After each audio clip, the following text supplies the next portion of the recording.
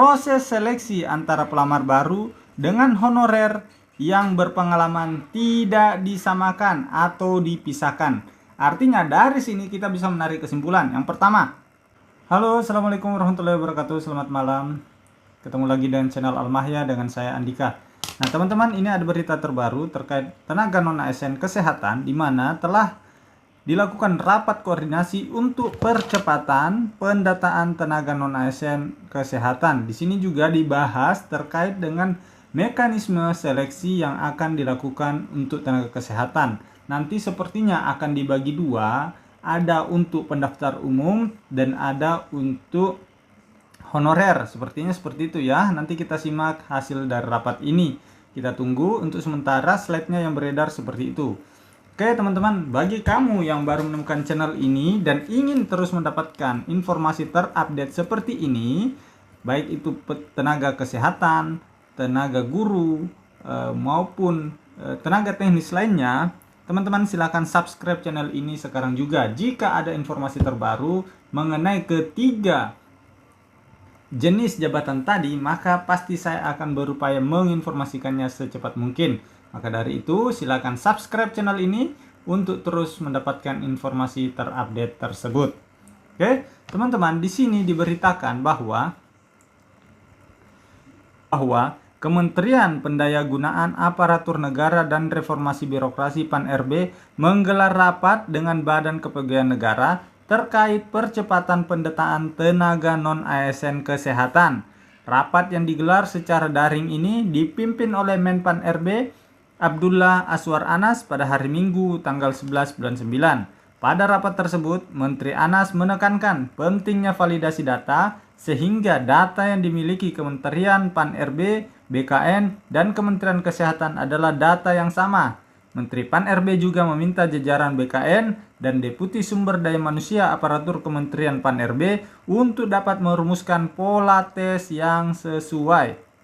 Ya, hadir dalam rapat tersebut yaitu PLT Kepala BKN Bima Haria Wibisana, Sekretaris Kementerian PAN-RB Rini Widiantini, Deputi Bidang SDM Aparatur Kementerian PAN-RB Alex Deni, Wakil Kepala BKN Suprana Yusuf, Deputi Bidang Sistem Informasi Kepegawaian BKN Suherman, Asisten Deputi Perencanaan Jabatan Perencanaan dan Pengadaan SDM Aparatur Kementerian PAN-RB Abbas Subagya, serta jajaran terkait.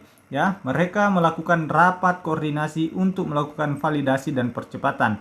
Nah, ini mereka adalah foto-foto mereka, slide-slide mereka di Zoom ya, melakukan rapat. Nah, di antara slide yang beredar ya, di sini disebutkan ada mekanisme usulan rekrutmen tenaga kesehatan yang baru ya. Kita lihat sama-sama ya, teman-teman. Di sini kita lihat bahwa ada 4 tahapan dalam proses mekanisme rekrutmen tenaga kesehatan yang baru. Di sini kita lihat yang pertama, penetapan kebutuhan tenaga nasional oleh Kementerian Kesehatan.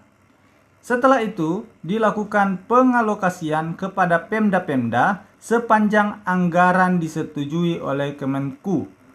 Ya, artinya jumlah formasi tergantung juga dari jumlah anggaran yang disediakan dan disetujui oleh Kementerian Keuangan. Oke, selanjutnya yang ketiga, proses seleksi dengan penempatan yang lebih fleksibel. Di sini diberikan contoh, misal Pak Wayan melamar untuk menjadi perawat dan Pak Wayan dapat memilih preferensi penempatan di kota tertentu. Jadi bisa langsung memilih preferensi di kota tertentu. Selanjutnya yang keempat, penempatan oleh pemerintah sesuai dengan kebutuhan. Contoh strategi penempatannya di sini, lulusan terbaik top 2% ditempatkan di daerah 3T dengan kompensasi tertentu dan mekanisme mobility tertentu. Contoh, dalam 2-3 tahun dipindahkan ke daerah preferensinya atau daerah lain dengan kriteria menunjukkan hasil kinerja dan perilaku yang baik selama berada di daerah 3T. Di sini ada slide yang cukup menarik perhatian saya ya, teman-teman. Di sini disebutkan ya, yang ini ya. Proses seleksi antara pelamar baru dengan honorer yang berpengalaman tidak disamakan atau dipisahkan. Artinya dari sini kita bisa menarik kesimpulan. Yang pertama, proses seleksi P3K untuk kesehatan akan dibuka untuk umum, tidak hanya untuk honorer. Yang kedua, kemungkinan proses seleksinya dipisah. Jadi antara pelamar umum dan honorer itu akan dipisah proses seleksinya, ya. Jadi mungkin cukup fair kalau seperti itu. Oke, teman-teman, itu informasi terupdate ya seputar penerimaan P3K dan juga terkait tenaga honorer di kesehatan. Ya. Bagi kamu yang ingin terus mendapatkan informasi seperti ini, silakan subscribe channel ini sekarang juga. Oke, sekian, terima kasih. Assalamualaikum warahmatullahi wabarakatuh.